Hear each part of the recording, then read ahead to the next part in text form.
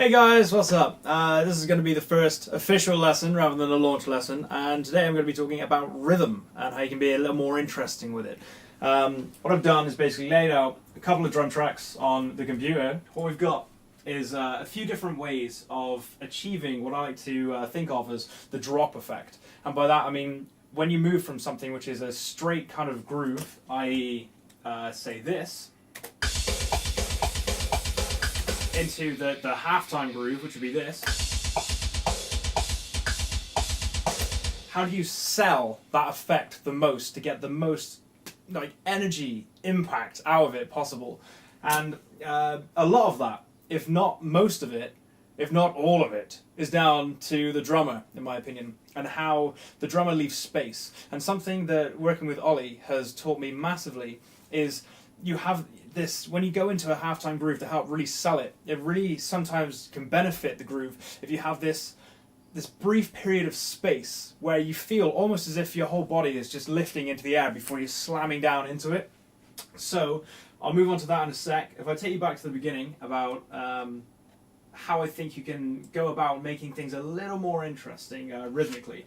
At the moment, a lot of stuff I've seen bands do is kind of straight. All of the rhythms are very, very straight, and by that I mean it's stuff like this. I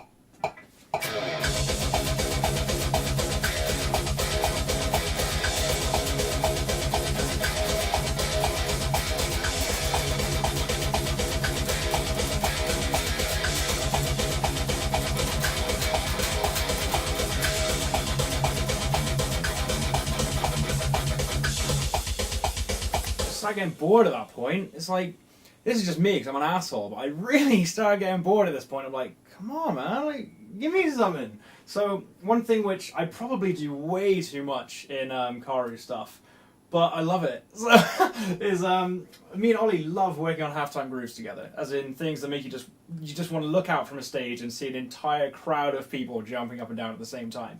And where you can do that is, say you've got this riff idea going on, you got this. Like, how can we go about making that a little more bam, how can we get more out of this? How can we use the same riff, but get more out of it, be a bit more interesting with it? And you can do that by swapping over to a halftime, like this.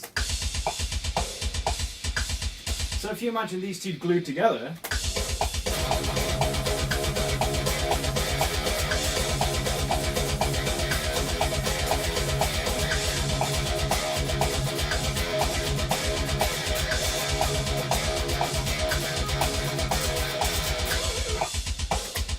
already you're kind of seeing this, there's another groove here, there's another bit of energy coming on, so you can throw it in from that.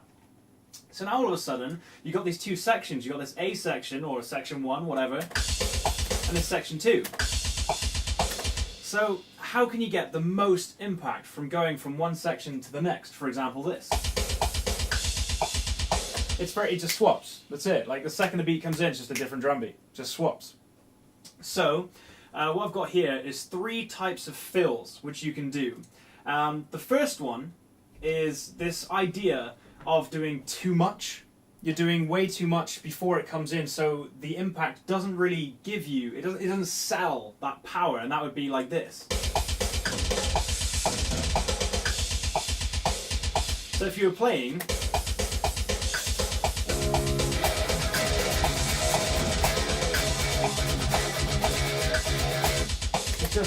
it doesn't do anything, it's just there, it's just fucking noise. So then I got this idea of, okay, well, what if you slow the fill down so you get a bit more space in it?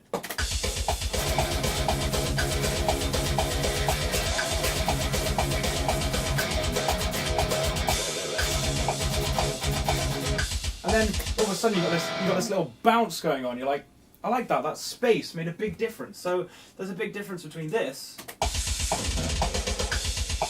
which goes straight in, and then leaving a bit of a gap.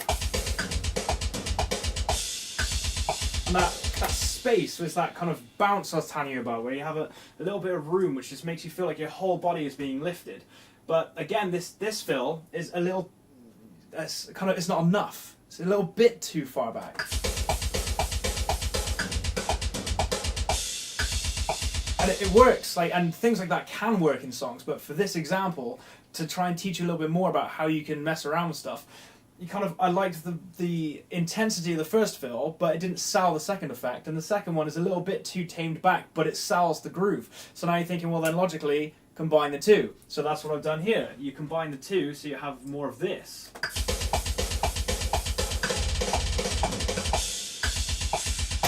Which gives you a bit more of an intense. So now if you play through that,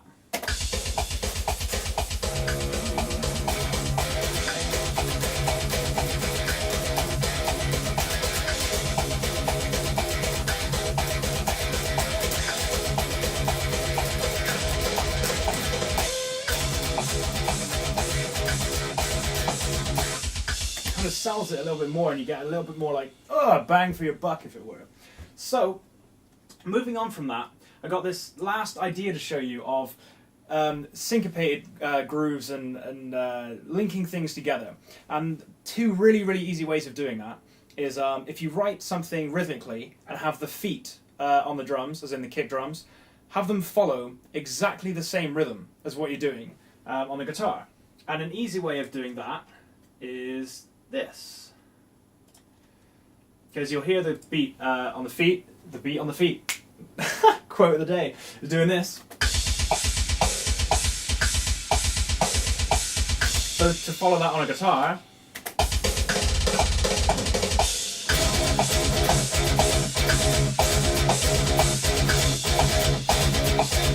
you notice it's got a very tight sound to it. So then moving on from that and getting even more bang for your buck is, what if you don't follow what the drums are doing with their feet? Which, if you think about it from the aspect of deliberately choosing to not follow what the feet are doing, rather than just not knowing what to do with drums, so you just tack them on anyway and they just end up doing something different. If you have the two in the same section, it feels like the whole song opens up massively. And a really, really nice example of that would be this.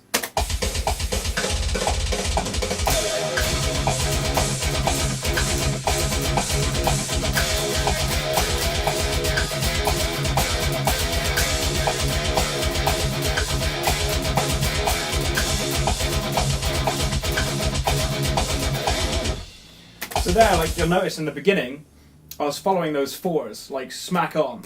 Then towards the midpoint, swapping over to doing like that older riff again, which doesn't follow the feet. And you've got this really nice kind of blend between the two.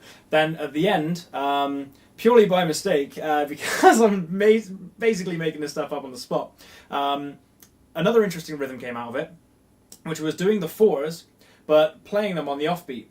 So you have the kicks going da da da dun, then the guitar go da da da dun after, to be like da da da dun da da da dun da da da dun da da da, rather than together going da da da dun da da da dun, if that makes sense. So that's my kind of idea of rhythm and how you can be a little bit more interesting with it. And the last point I've got to make is how you can make drums in verses and things a little more interesting, which obviously is down to your drummer. But hey, if you're like me and you write a lot and you just want an idea to improve your own stuff, so when you do show it to a drummer, they get an idea of what's in your head. An easy way of doing it is, rather than having this straight, like laced drum kind of verse all the way through, like this,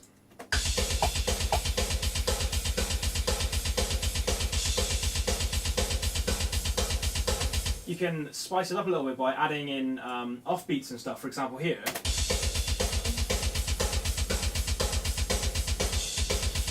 It's like an offbeat there, you know?